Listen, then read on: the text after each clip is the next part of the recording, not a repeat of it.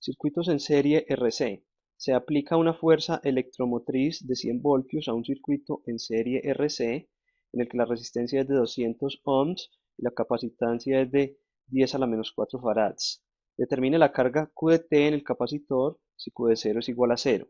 Encuentre la corriente I de T. Vamos a ver qué es un circuito RC. En un circuito RC tenemos un resistor que tiene asociada una constante R llamada resistencia, y tenemos un capacitor que tiene asociada una constante C llamada capacitancia. A ese circuito se le aplica un voltaje E. Tenemos entonces que R es la resistencia, C es la capacitancia, T es el tiempo, E de T es el voltaje aplicado al circuito en el tiempo T, y de T es la corriente en el tiempo T, y Q de T es la carga en el capacitor al tiempo T. El voltaje se mide en voltios, la capacitancia en farads, la resistencia en ohms, la corriente I de T en amperes y la carga Q de T en coulombs.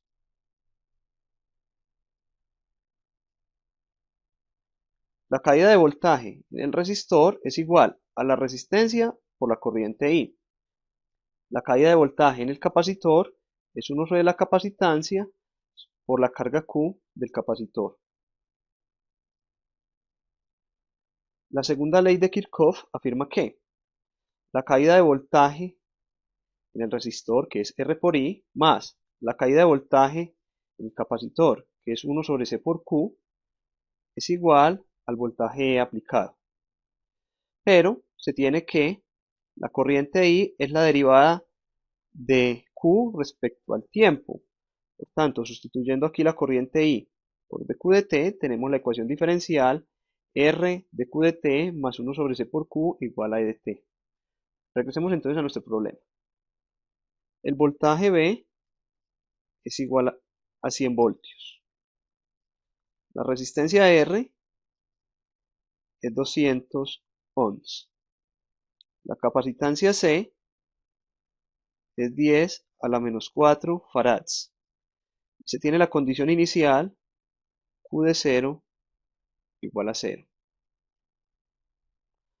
La segunda ley de Kirchhoff nos dice entonces que la resistencia por la corriente más 1 sobre la capacitancia por la carga del capacitor es igual al voltaje aplicado V.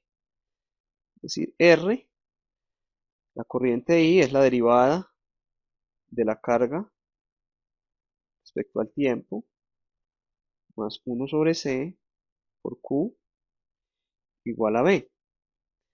R es 200 por dQ de T más 1 sobre la constante C, que es 10 a la menos 4 por Q igual al voltaje, que es 100. 200 de Q de T más este 10 a la menos 4, que es una potencia negativa en el denominador, la podemos llevar al numerador a multiplicar como una potencia positiva, es decir, como 10 a la 4 por Q igual a 100. Esta es una ecuación lineal de primer orden.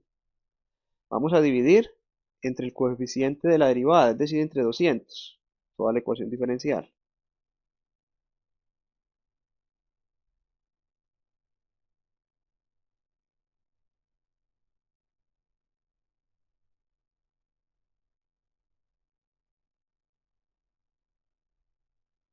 Cancelamos acá el 200 y llegamos a dQ de T más 10 a la 4 dividido 200 da 50, 50Q, igual a 100 sobre 200, que es un medio.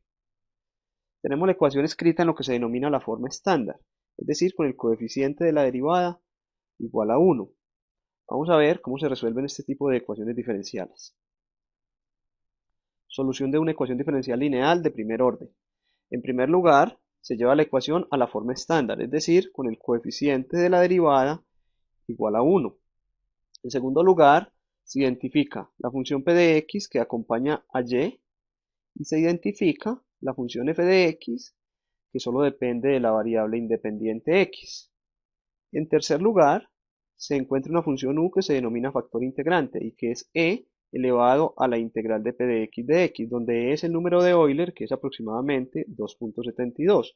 Finalmente, la solución de la ecuación diferencial es la función y igual a la integral de u por f más una constante arbitraria sobre la función u. Regresemos a nuestro problema. En este problema, la función q está haciendo el papel de y la variable t, que es el tiempo, está haciendo el papel de la variable independiente x. Identificamos entonces la función p de t, que es 50, y la función f de t, que también es constante y que es 1/2.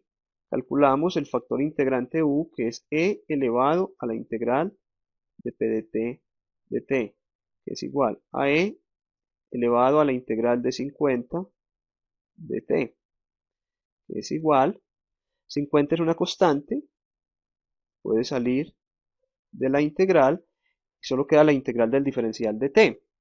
La integral del diferencial de t es t. Ahora calculamos la integral de u por f de t, es decir, la integral de f es 1/2 y u es la función que acabamos de calcular, el factor integrante, que es e a la 50t.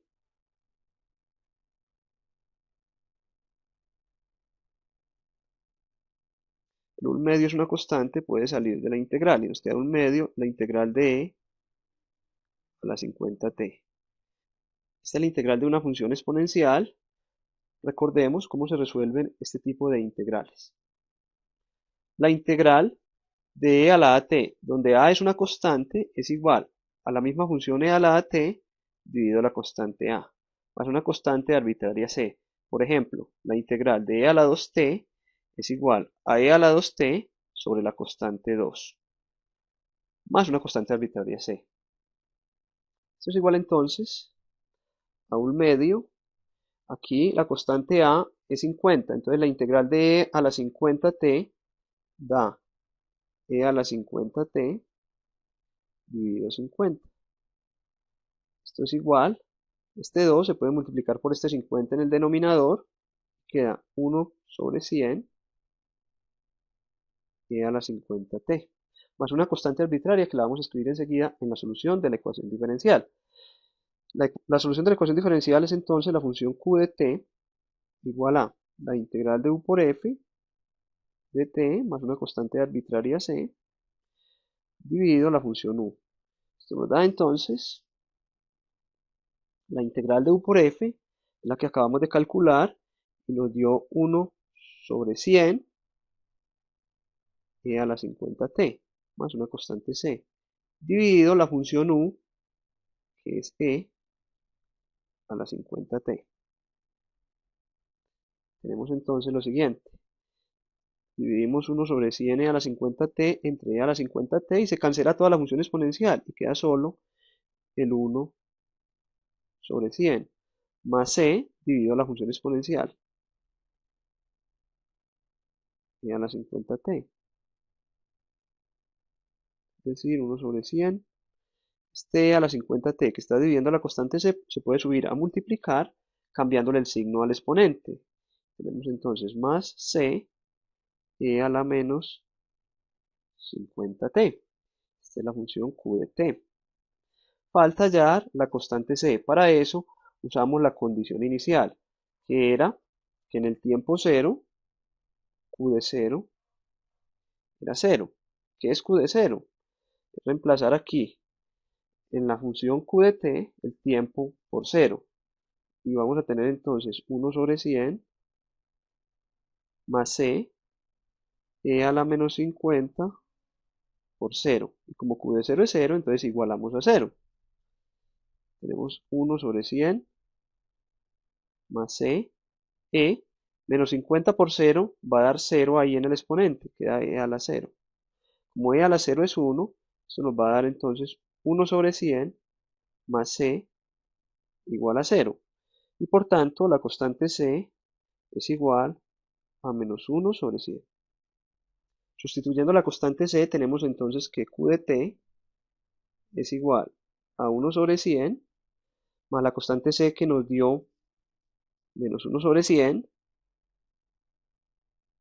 por e a la menos 50t. Esa sería entonces la carga en el capacitor en cualquier instante t. Ahora, la corriente I de t es la derivada respecto al tiempo de la carga q de t. Es decir, es la derivada respecto al tiempo de 1 sobre 100 menos 1 sobre 100 e a la menos 50t. La derivada de la constante 1 sobre 100 da 0, menos 1 sobre 100, este otro 1 sobre 100 que está acá, y la derivada de la función exponencial e a la menos 50t es la misma función e a la menos 50t por la derivada del exponente, es decir, e a la menos 50t por la derivada del exponente. La derivada de menos 50t, como la derivada de t es 1, daría menos 50 por menos 50. Ahí nos va a quedar menos por menos, nos va a dar más, y va a quedar 50 sobre 100, da un medio. Nos queda un medio e a la menos 50t.